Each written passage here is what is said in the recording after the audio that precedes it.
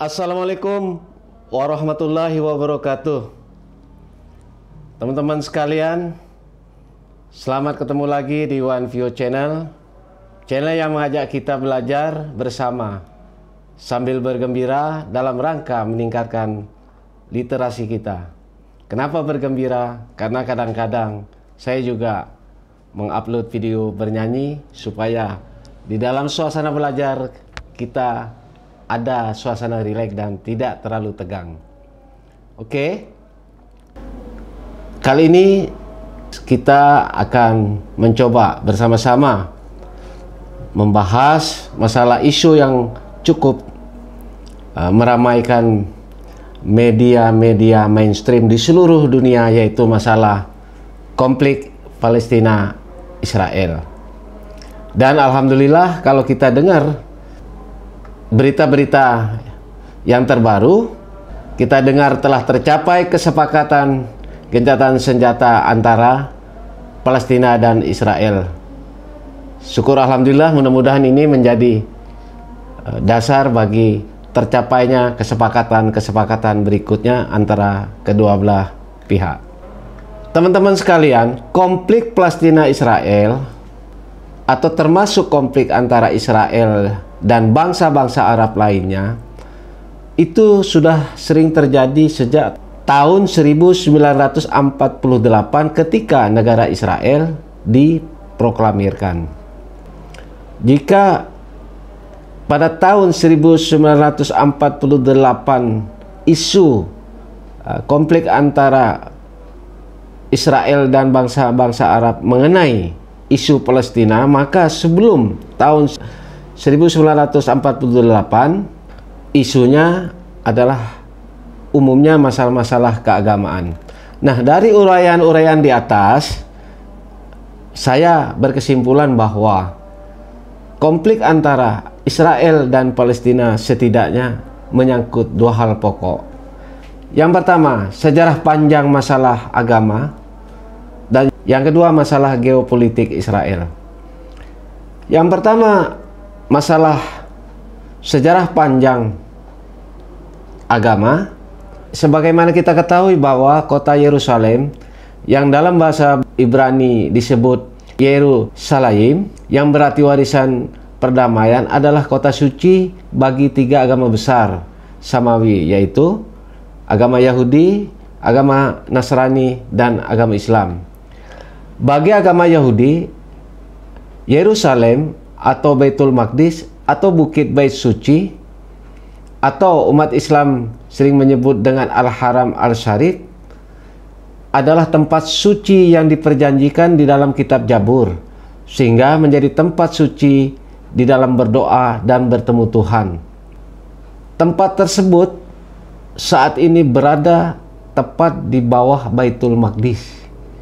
Maka dari itu tidak aneh kalau sekarang Israel terus membangun semacam terowongan atau bangunan di bawah Baitul Maqdis yang menjadi perhatian atau menjadi protes kalangan umat Islam berkaitan dengan kepentingan Baitul Maqdis yang ada di atasnya.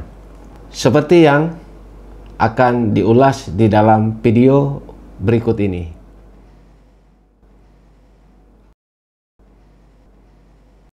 So make sure you understand this, folks. Israel is excavating under the Temple Mount. Right. The Temple Mount is the Holy Land of the Muslims.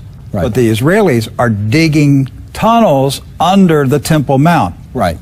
They are aware of it. This came out in the news a year or two ago. But most Christians aren't aware of it. That's right. Okay.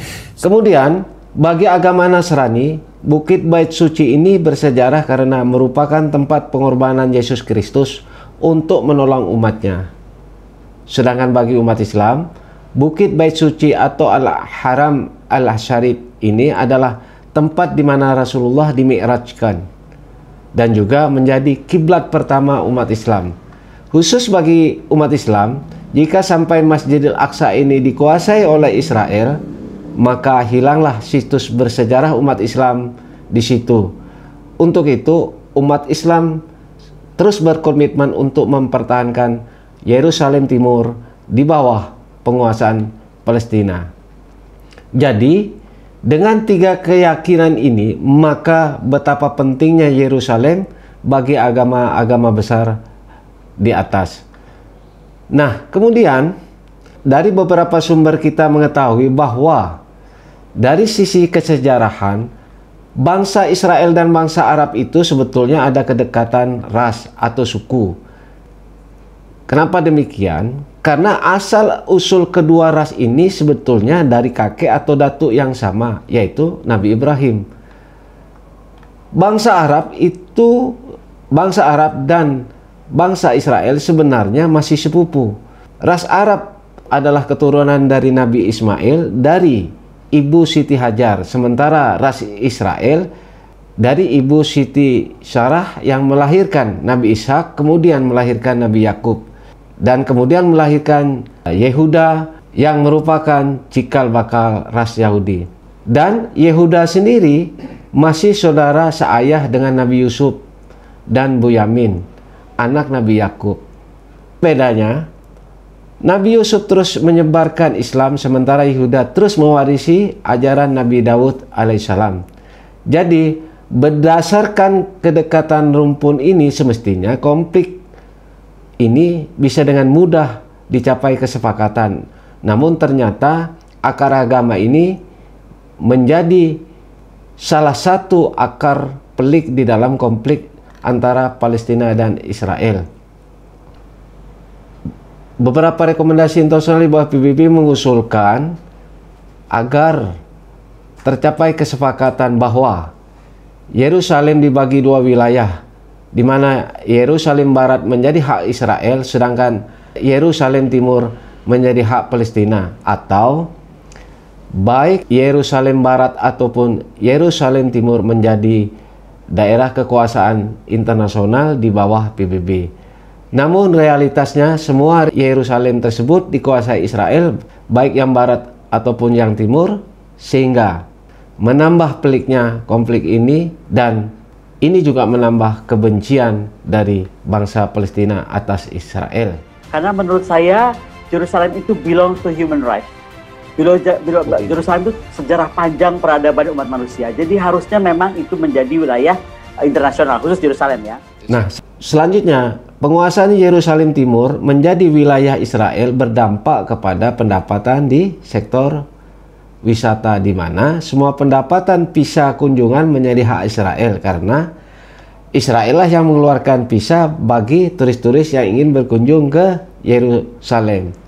Dan ini membuat dilema di dalam bangsa Arab, di mana merasa risih karena ketika mau berkunjung ke Yerusalem, karena di satu sisi mereka harus menghargai Palestina sebagai sesama bangsa Arab, yang kedua mereka merasa tidak nyaman karena setiap visa yang dikeluarkan oleh Israel otomatis secara tidak langsung mengakui Israel sebagai penguasa di Yerusalem. Nah, kemudian secara geopolitik bisa kita lihat. Secara geopolitik Israel berbatasan langsung dengan negara-negara Arab yang dahulu pernah berperang dengan mereka, yaitu Palestina, Mesir, Syria, Lebanon, dan Yordania. Dan menurut beberapa data yang kami dapatkan dari beberapa sumber, secara geografis penduduk Israel pada tahun 2019 hanya berjumlah kurang lebih 9 jutaan, dan luas negaranya kurang lebih sekitar saat ini 27.000 km persegi. Luas ini masih di bawah luas Provinsi Maluku Utara yang sebesar 31.000 km persegi. Jadi kalau dilihat dari geografi, wilayah Israel sebetulnya adalah tergolong sebagai negara kecil. Nah, sebagai negara kecil, Israel termasuk bangsa yang terlalu oversensitif terhadap keamanan negaranya, karena mungkin merasa dengan sejarah panjang peperangannya dengan bangsa-bangsa Arab di masa lalu, dan ditambah kini pencaplokannya terhadap bangsa Palestina. Dengan negara sekecil itu dan dengan sejarah panjang peperangan dengan bangsa Arab, maka Israel berusaha menjadi negara superpower di Timur Tengah dengan melengkapi diri dengan persenjataan yang modern. Untuk itu Israel menjadi anak emas bagi Amerika Serikat dan sekutunya dalam rangka melengkapi diri dengan pertahanan yang terbaik. Sedangkan bagi Amerika Serikat, Israel adalah perwujudan segala kepentingan Amerika Serikat di Timur Tengah.